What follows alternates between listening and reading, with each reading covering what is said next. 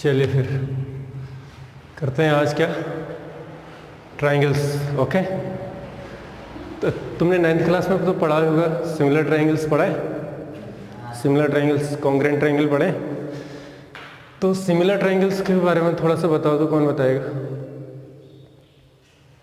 Similar triangles, similar का मतलब होता है दिखने में एक जैसे हो, शेप छोटा बड़ा हो सकता है, साइज बड़ा छोटा हो सकता है, लेकिन दिखने में, मान लो दो भाई हैं, एक 12 साल का है, एक 10 साल का, देखने में दोनों सेम है, लेकिन एक का साइज बड़ा है और एक का साइज छोटा है, उनको कहेंगे सिमिलर। उनको क्या कहेंगे आप? सिमिलर। जैसे मैं ट्राइंगल की बात करूँगा तो ये ट्राइंगल और ये ट्राइंगल कब सिमिलर होंगे? देखने में एक जैसे लग रहे हैं ना, लेकिन मैथमेटिक्स में तो ऐसा होता नहीं भाई, देखने में एक जैसे लग रहे हैं, कुछ रूल्स होते हैं ना। तो उसके क्या रूल्स हैं? 2 रूल्स मैं बताऊंगा अभी यहाँ पे कि ये 2 ट्राइंगल सिमिलर कब होंगे। नाम दे दीजिए इनका क्या? ABC, और इसका नाम दे दीजिए क्या? PQR। अगर मैं कहूँगा ये दोनों ट्राइंगल सिमिलर हैं तो उसके लिए रूल्स क्या होंगे? पहला रूल ये होता है,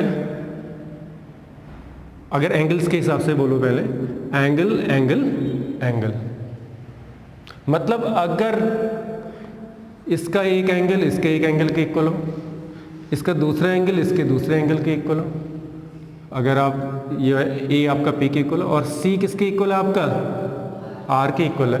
3 एंगल, इनको कहते हैं corresponding angles of the 2 triangles. B का कॉरस्पॉन्डिंग एंगल कौन सा होगा? Q। A का कॉरस्पॉन्डिंग एंगल क्या होगा?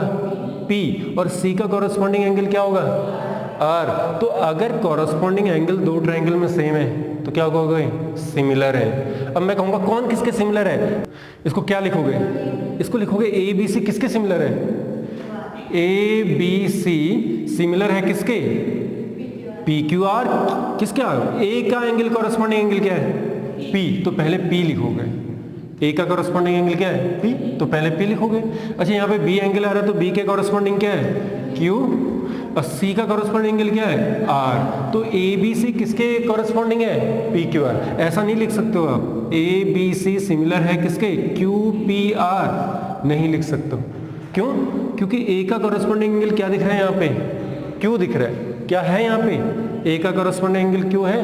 नहीं। तो आप कह सकते हो ABC सिमिलर टू PQR। पहला तो ये हो गया। नहीं, छोटा भी हो तो कोई, छोटा भी बिल्कुल सही कह रहे हैं। अगर 2 ट्राइंगल सेम साइज के हैं तो भी तो सिमिलर होंगे हो, सिमिलर तो है। समझ में आ गया? छोटा बड़ा होना कोई बड़ी बात नहीं है, सेम भी हो सकते हैं साइज में, और क्या हो सकते हैं? छोटे बड़े भी हो सकते हैं। ये तो है सिमिलर ट्राइंगल्स की प्रॉपर्टी। चलिए अब हम बात करते हैं क्या, कॉन्ग्रुएंट ट्राइंगल, जो तुम्हारे 10th क्लास में आएगा ना, कॉन्ग्रुएंसी। तुमने 9th क्लास में भी पढ़ा है शायद, कॉन्ग्रुएंट ट्राइंगल पढ़े। तो कॉन्ग्रुएंट ट्राइंगल किसको बोला था? कोई पहले तुम बता दो मुझे जी, कॉन्ग्रुएंट ट्राइंगल क्या हो सकते हैं?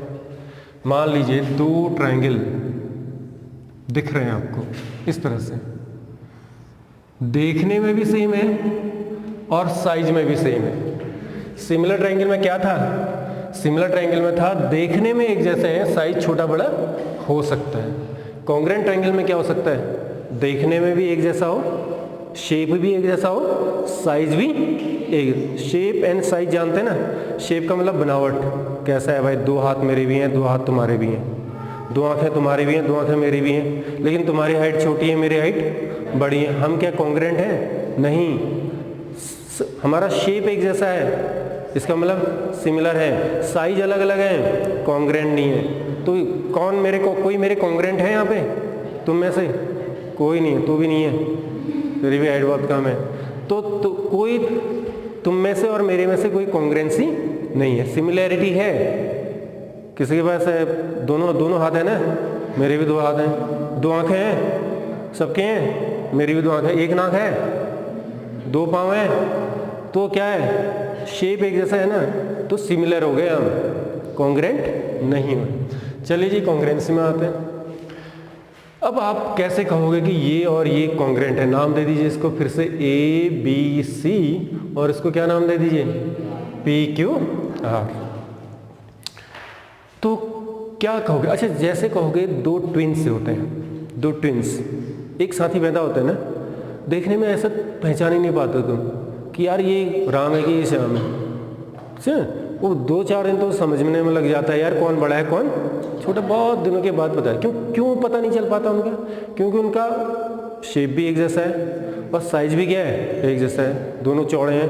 तुम्हारे यहाँ पे भी हैं 2 बच्चे आते हैं तुम्हारे यहाँ से।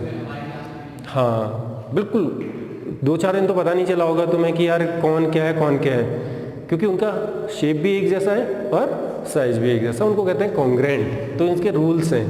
पहला रूल तो बहुत ही आसान है, इसको कहते हैं क्या, कैसे कहोगे, SSS, साइड साइड साइड। मान लो AB की कॉरस्पॉन्डिंग साइड है PQ, ठीक है, और BC की कॉरस्पॉन्डिंग साइड है QR, सेम है, और AC की कॉरस्पॉन्डिंग साइड है क्या, PR, ये भी सेम है। तो अगर कॉरस्पॉन्डिंग साइड सेम होते हैं तो क्या होती, सिमिलर तो होगा ही होगा, सिमिलर तो होगा ही होगा, साथ में क्या होगा, कॉन्ग्रेंट। जितने भी आपके कॉन्ग्रेंट ट्रायंगल होंगे वो सिमिलर होंगे ही होंगे, सिमिलर तो होंगे ही, लेकिन कॉन्ग्रेंट है या नहीं है वो हम डिसाइड करेंगे। पहला तो ये पढ़ा था तुमने, साइड साइड साइड। दूसरा बताओ जरा कोई मुझे, साइड एंगल साइड। इसका मतलब क्या है, एक साइड BC किसके इक्वल है, QR। एक साइड इक्वल होनी चाहिए बीच साइड की, फिर आएगा एंगल, और फिर क्या, अच्छा इसमें मैं लिखूंगा, इसमें क्या लिख सकता हूं, देखो AB किसके इक्वल है जी, PQ के, एक कंडीशन ये हो गई।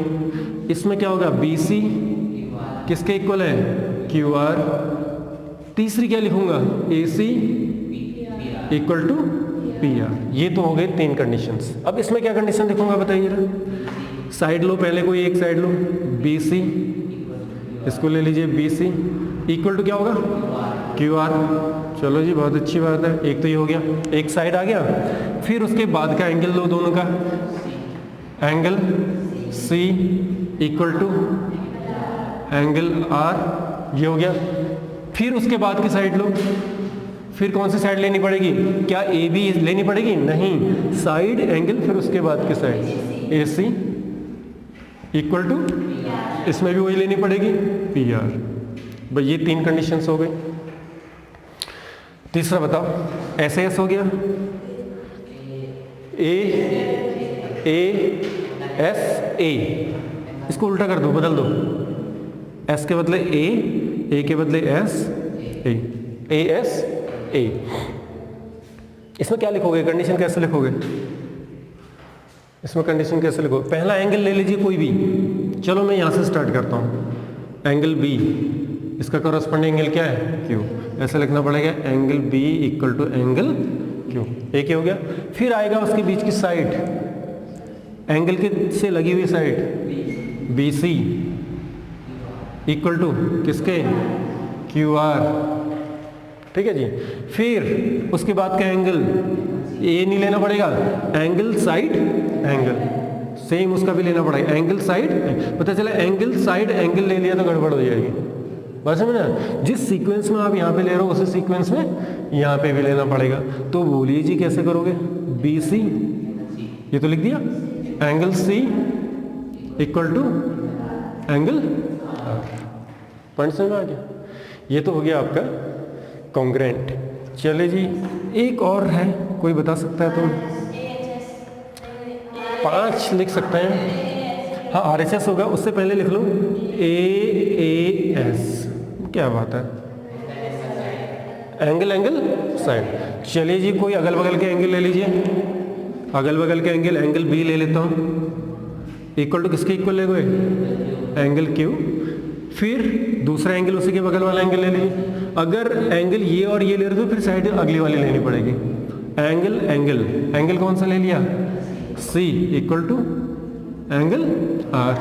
देखो एंगल एंगल, फिर उसके बाद की साइड, अगर आप एंगल एंगल करोगे तो फिर भी यही साइड आ रही, एंगल एंगल करोगे तो फिर भी यही साइड है। साइड कौन सी लेनी पड़ेगी, क्या BC लेनी पड़ेगी, नहीं बीच की नहीं है, उसके बाद की साइड लेनी।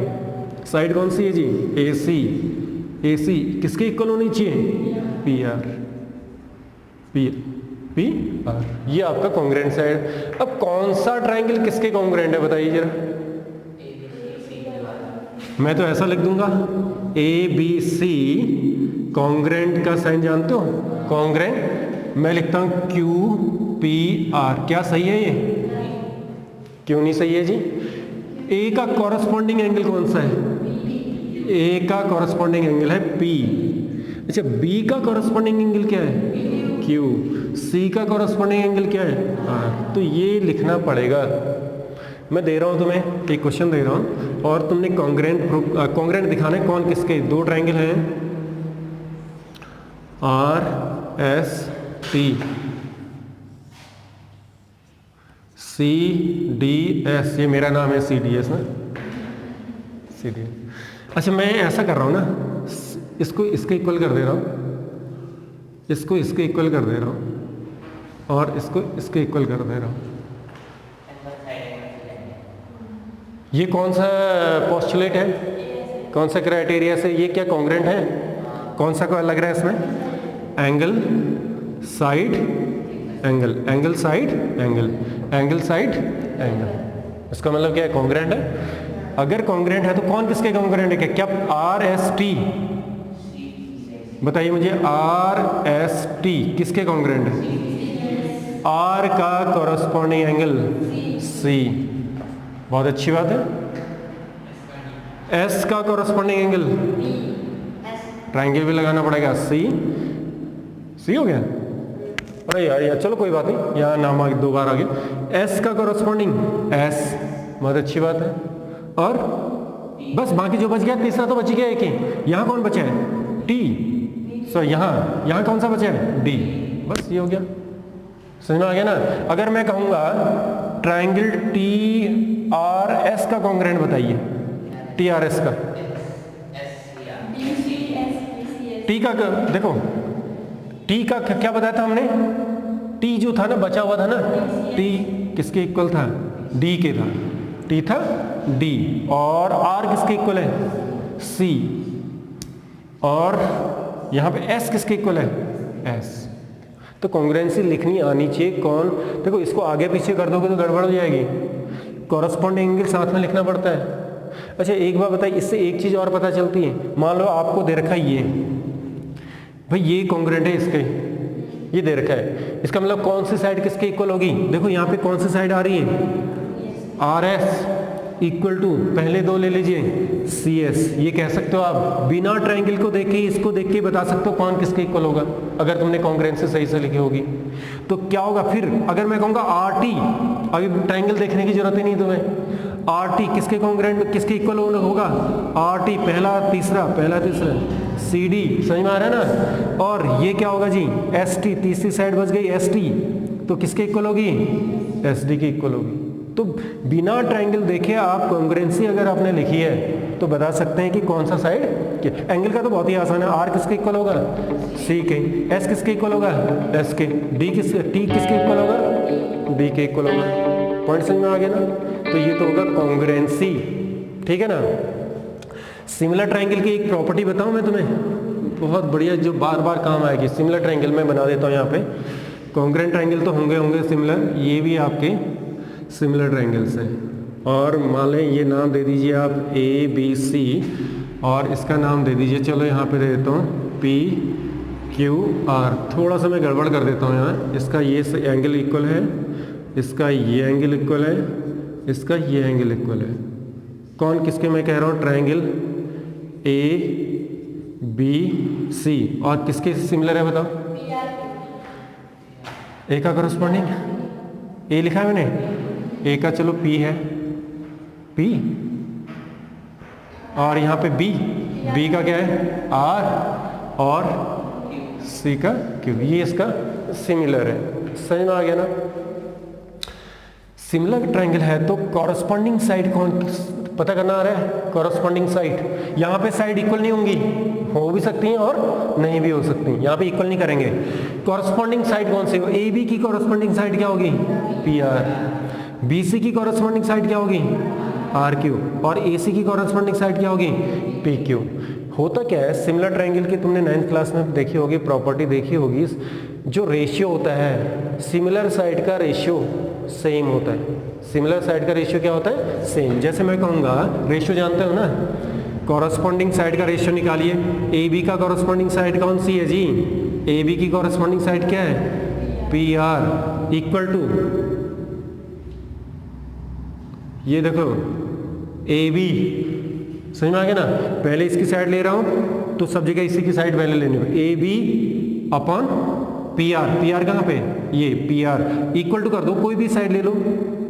बी सी, इसकी कॉरस्पॉन्डिंग साइड क्या होगी? R Q equal to A C upon P Q, P Q. तो ये कॉरस्पॉन्डिंग साइड का जो रेशियो होता है वो क्या होता है? सेम। अभी आपका जो थेल्स थ्योरम आएगा ना, इसमें ये प्रॉपर्टी यूज होगी कि सिमिलर ट्रायंगल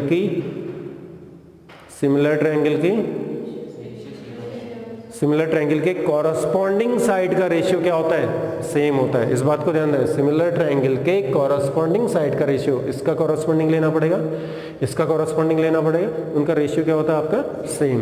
एक छोटा सा क्वेश्चन दे रहा हूँ, जरा करो तो मुझे बताओ। मैं लिखा देता हूँ, triangles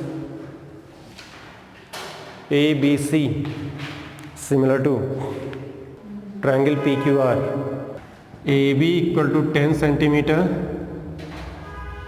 P Q equal to 30 centimetre, B C equal to 60 centimetre, find Q R. तो तुमने कर दिया। अब देखो क्या है, कौन सा ट्रायंगल दे रखा है, किसके इक्वल दे रखा है? A B C. ये ट्रायंगल क्या रखा है, किसके सिमिलर है? पी क्यू आर के सिमिलर है कह रहा है। इसका मतलब कॉरस्पॉन्डिंग साइड तो यही होगी, फिर ये हो जाएगी और ये हो जाएगी। कॉरस्पॉन्डिंग इक्वल नहीं है, मतलब कॉरस्पॉन्डिंग है, मतलब इसलिए ये बता रहा है। तो आपको क्या दे रखा है? ए बी दे रखा है ना, तो ए बी जो दे रखा है उसका, और दूसरे में क्या दे रखा है आपका? ए बी का कॉरस्पॉन्डिंग क्या है? P Q. लिख लो, ए बी का कॉरस्पॉन्डिंग क्या है? पी क्यू इक्वल टू, इसमें कौन सा दे रखा है? B C. बी सी दे रखा है, बी सी का कॉरस्पॉन्डिंग क्या होगा? Q R. भाई ये फॉर्मूला बन जाएगा आपका। तो ए बी कितना है जी? ए बी है 10 अपॉन पी क्यू कितना है? 30 इक्वल टू कितना हो जाएगा? बी सी हो जाएगा 60 अपॉन क्यू आर कितना निकालना है? तो यहाँ से क्रॉस मल्टीप्लाई करिए, 10x इक्वल टू क्या होगा? 30 इंटू 60, मल्टीप्लाई करने की ज़रूरत नहीं है। तो 30 इंटू, क्यों मल्टीप्लाई कर रहा हूँ, अपॉन 10, तो कितना हो जाएगा? x इक्वल टू कितना हो जाएगा? 180 सेंटीमीटर। तो कॉन्ग्रुएंट ट्रायंगल्स का प्रॉपर्टी आ गई। अच्छा, एक प्रॉपर्टी और याद करना पड़ेगा आपको, जब आप यहाँ पे ट्रायंगल्स आप पढ़ेंगे तो एक मोस्ट इंपॉर्टेंट प्रॉपर्टी आपको पढ़नी पड़ेगी, जो मैं बताना चाह रहा हूँ। दो पैरेलल साइड के बीच में, कौन सा जी? दो पैरेलल साइड के बीच में बनने वाले सभी ट्रायंगल का एरिया सेम होता है अगर बेस सेम। मान लो मैं नाम एक बेस बना देता हूँ, 2 पॉइंट दे देता हूँ BC। इस बेस पर बनने वाले जितने भी ट्रायंगल हैं, एक ट्रायंगल ये बन रहा है, एक ट्रायंगल ये बन रहा है, बेस सेम करना, बस इसकी पोजीशन को अलग अलग कर दो। एक ट्रायंगल ये बन रहा है, ABCDE। कितने ट्रायंगल बनाए मैंने BC को सेम रखते हुए? बेस सेम होना चाहिए। तो एक हो गया ABC हो, एरिया निकाला, एरिया किसका? ABC का। ये किसके इक्वल होगा? Area of DBC equal to area of EB। वैसे BC लिखना चाहिए, कोई बात नहीं, EBC लिखने का भी तरीका होता है यहाँ पे। मैं हालांकि मैंने यहाँ पे लिखने का थोड़ा सा कहो तो अगर गलत लिखा है, वर्ड में क्या आता है, मैंने इसका अल्फ़ाबेट में पहले कौन आता है? BCE लिखना चाहिए, इसको ऐसे लिखना चाहिए क्या? BCE। तो यहाँ पे भी वैसे कर सकते हो। तो ये समझ में आ गया, एरिया सेम होता है कब? दो ट्रायंगल का एरिया कब सेम होगा? जब दो सेम पैरेलल लाइन के बीच में बने हो और बेस क्या होना चाहिए आपका? सेम होना चाहिए। अगर इसका एरिया 100 है तो इसका भी एरिया क्या होगा? 100 होता है। वैसे ट्रायंगल का एरिया होता क्या है? वैसे ट्रायंगल का क्या एरिया होता है बताइए ना। ये ट्रायंगल है, चलो इस एक को बेस मान लीजिए, अगर ए बी सी में बी सी को बेस मानते हो तो ए से परपेंडिकुलर डालना पड़ेगा। ए से हमने क्या डालना पड़ेगा? परपेंडिकुलर, जिसको एल्टीट्यूड भी कहते हैं आप। एल्टीट्यूड और परपेंडिकुलर सेम है। कैसे पता करोगे कि ये परपेंडिकुलर है या ये परपेंडिकुलर है? कैसे पता करोगे? यहाँ पे 2 लाइन डाल रखी है मैंने, तो जो 90 डिग्री पे मिलता है वो परपेंडिकुलर होता है। तो ये परपेंडिकुलर हो गया क्या? AD। समझ में आ गया ना? अब AD परपेंडिकुलर हो गया तो अब एरिया क्या होता है किसी भी ट्राइंगल का? एरिया ऑफ ट्राइंगल क्या होता है जी बताओ? Half into base. बेस क्या लिया हमने? BC लिया, इंटू परपेंडिकुलर क्या ले लिया? AD ले लिया। समझ में आ गया ना? अगर लेकिन ट्राइंगल ऐसा हो गया कहीं टेढ़ा, जहाँ पे आपको दिक्कत हो रही पता करने में कि ये नाम ले लिया आपने, हैं? अच्छा, ABC,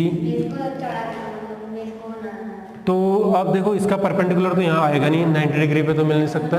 इसके लिए क्या करना? कंस्ट्रक्शन करना पड़ेगा, इसके बाहर लाइन ड्रॉ करनी पड़ेगी और यहाँ से इसका परपेंडिकुलर ट्राइंगल के बाहर आ रहा है।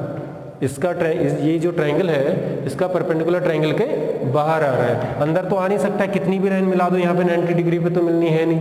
तो क्या करोगे? ये परपेंडिकुलर हो जाएगा तो इसको नाम दे दीजिए D, तो फिर सेम बन जाएगा BC इंटू AD। तो क्यों यहाँ पे, अब यहाँ पे आओ इस पॉइंट पे, क्यों सेम होगा? इनका सबका एरिया सेम क्यों होगा? इसका एरिया ये तो पतला दिख रहा है, ये थोड़ा चौड़ा दिख रहा है। दिखने में तो ऐसा लग नहीं रहा है कि दोनों का एरिया, लेकिन मैथमेटिकली तो प्रूफ कर सकते हो ना। एरिया सेम क्यों होगा बताइए जरा।